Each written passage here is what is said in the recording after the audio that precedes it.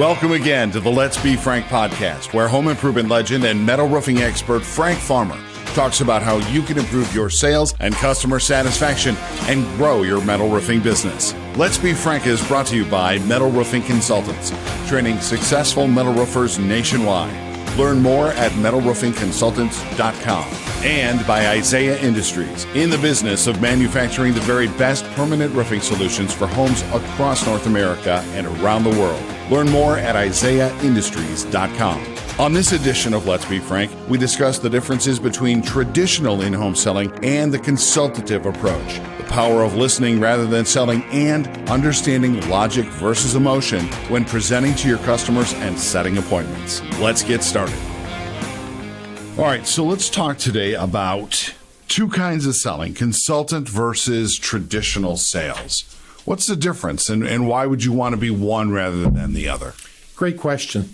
Most people sell traditionally, and when you understand, Jim, that most people who buy don't like salespeople. Yeah, that's true. They don't. Yeah. And you think about a salesperson, and what comes to mind is sleazy, pushy, ego, talks a lot, but none of them are good connotations whenever you talk to people about salespeople. And that's a traditional salesperson.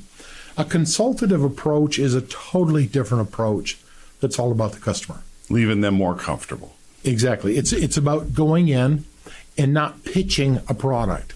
It's about going in and doing a discovery, first of all, as to what is it that this person really needs? What is it that, more than that, what they need? What do they want? What's behind this whole venture? And getting to know this person and understanding that in where you're talking about roofs, that although they called you for a roof, it's not necessarily a roof they want. A roof is what they need. Okay. So a traditional salesperson will deal with needs. A person calls What does a traditional sales pitch then sound like? What's involved in that? A traditional sales pitch would start with if somebody is truly doing a presentation and they're not just coming out and throwing somebody a price, okay? So a traditional sales presentation starts with, let me start by telling you a little bit about myself and about my company.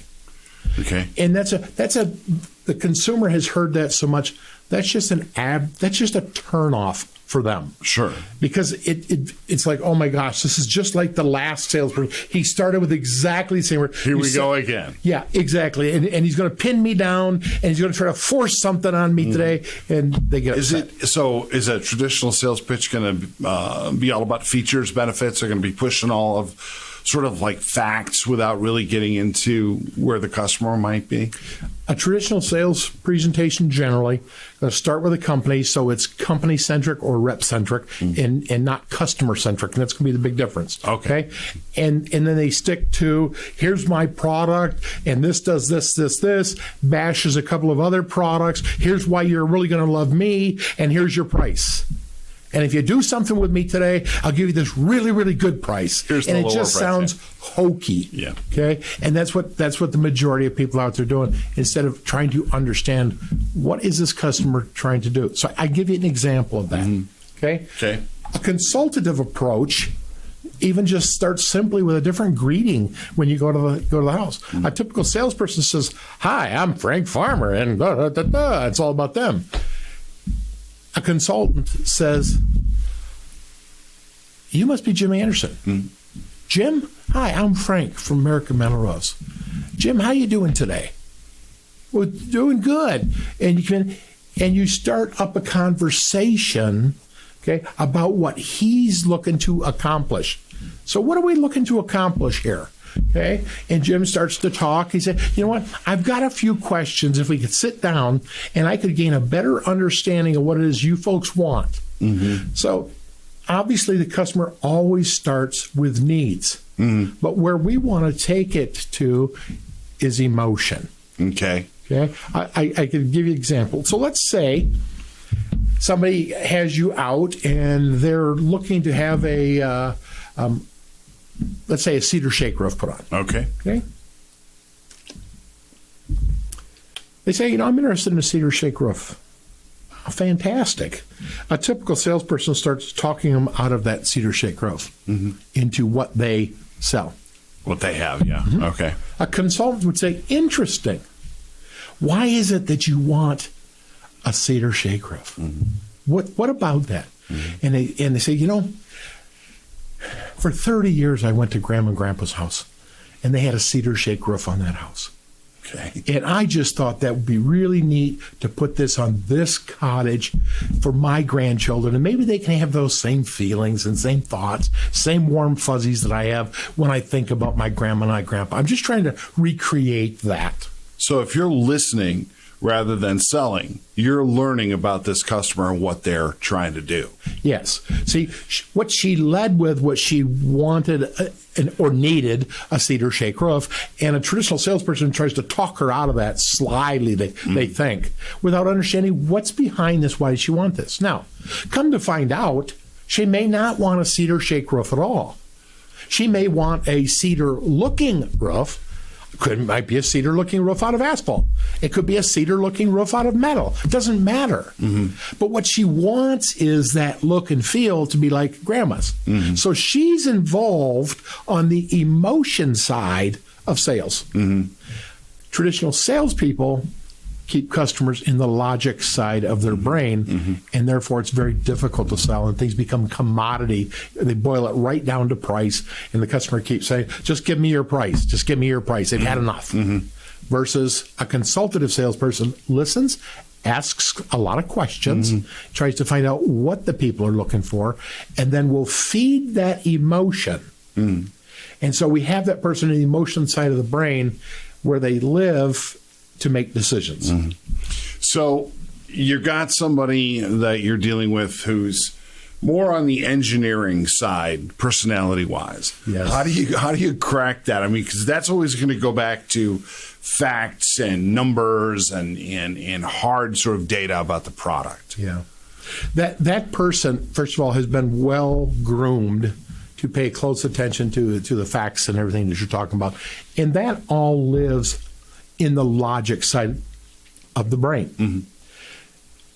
So in order to get the person where you need them, we're going to have conversations with them, and we're going to let them have their thoughts. We're going to let them win. And by that I mean, if he wants to know thickness of metal, we're going to give him thickness of metal. We're not going to say that's not important, because it's very, very important to him. Yeah. But when it comes down to the real decision, after he's gained all of his knowledge, you can ask some questions. What are you looking to accomplish here besides just putting a roof on this house? For you and your family, what are you looking to accomplish? Okay? And listen.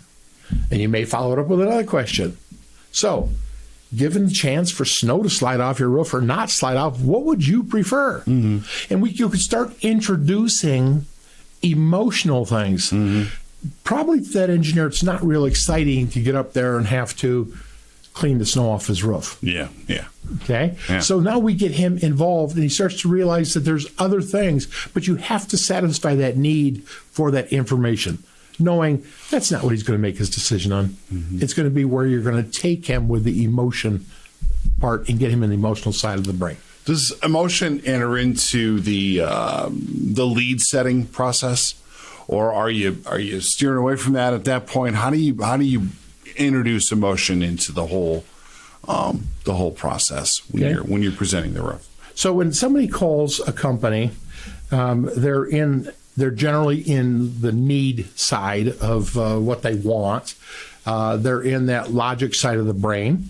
And they're only interested in one thing, and what they're interested in is how much does it cost?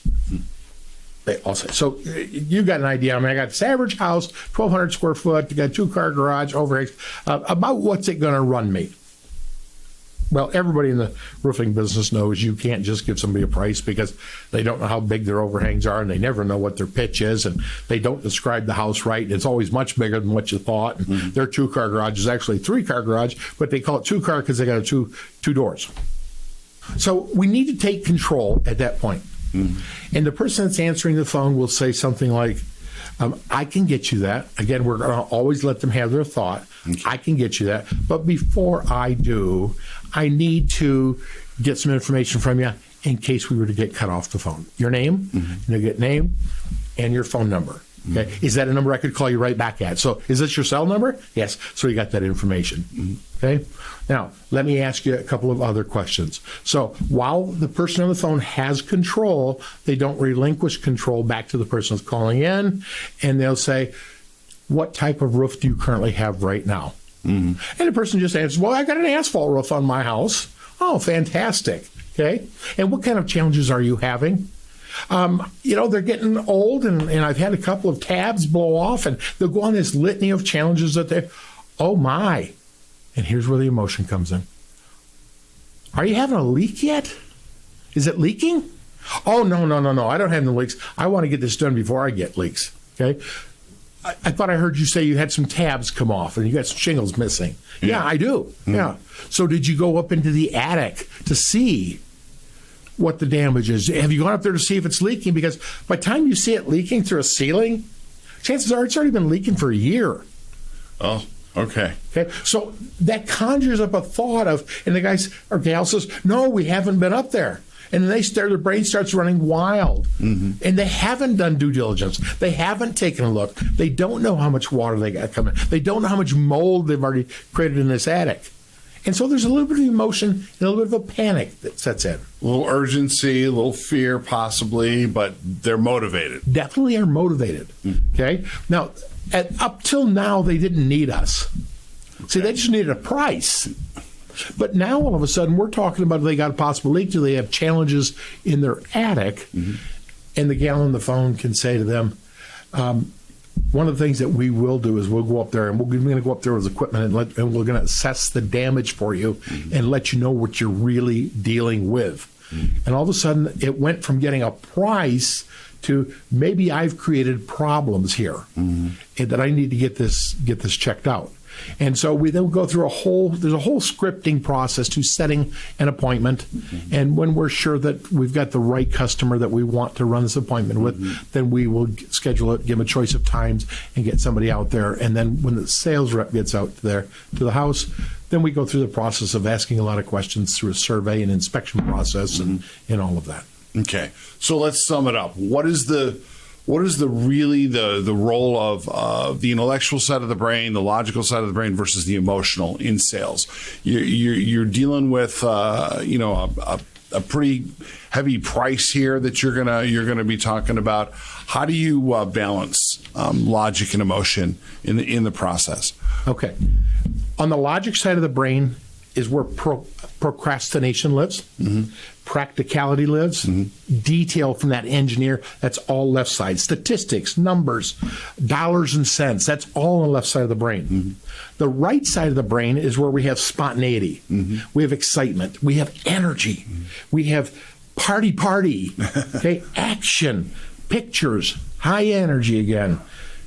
And when people are in that emotional side of the brain, they start to get what they want. It's not about practicality. It's not about dollars. As a matter of fact, dollars go out the window. Wow. Okay. If you can solve problems.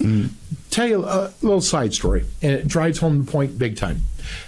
Had a person that worked for me, and they drove a Jeep. And for over a year, I heard about how they're going to need new tires for this Jeep. A year. I put 30,000 miles on in this year. And he was researching tires and going through, did you know a tire is made this way and it's in different compounds and this is how they get 90,000. I mean, technical to no end. Drive you nuts. And one day I got a text from him. This morning we're supposed to have a meeting. He says, I'm going to be late. I just seen my life flash before my eyes. Oh, wow. Okay. I learned when he came in later on that day that he was driving down the road and hit some black ice and did some loop-de-loops and spins and went shooting across the other two lanes of oncoming traffic and ended up and almost rolled his vehicle, but it went up on two wheels and came back down and settled down. His heart was pounding, full of emotion. Okay. He threw it in four-wheel drive, drove to the nearest tire place, walked in and said, I don't care what it costs. I'm not going to deal with this ever again. Why? He was full of emotion. It didn't matter whether the tires were $700 or $1,100. What works? I'm not going to have this feeling ever again. I'm not going to see my life flash before my eyes going across the oncoming traffic. And that's the best example I can say. For a year, everything was based on logic. No action, low energy. All of a sudden, he had a lot of energy. He had spontaneity, and he made a decision, and he owned tires that day, and they were very expensive. So MRC clients are going to get the benefit of learning how to weave emotion into their sales process, correct? Exactly. Yeah. Clients that we work with, I should say, Jim, that we choose to work with. Okay. We just love to teach them how to create emotion in a sale, how to switch up their sales process so that their process follows along a consultative path. Okay. Something really strange happens. Not only do they start selling more, but they start selling it at a much higher margin and profitability they enjoy for the very first time. They start generating dollars for their business that they can bring on more help so the owner isn't saddled with doing everything, and their whole world changes. We'll end this edition of Let's Be Frank right there. Thanks for listening. Let's Be Frank is sponsored by Isaiah Industries, in the business of manufacturing the very best permanent roofing solutions for homes across North America and around the world. Learn more at isaiahindustries.com. Let's Be Frank is a production of Metal Roofing Consultants, training successful metal roofers nationwide. Learn more at metalroofingconsultants.com.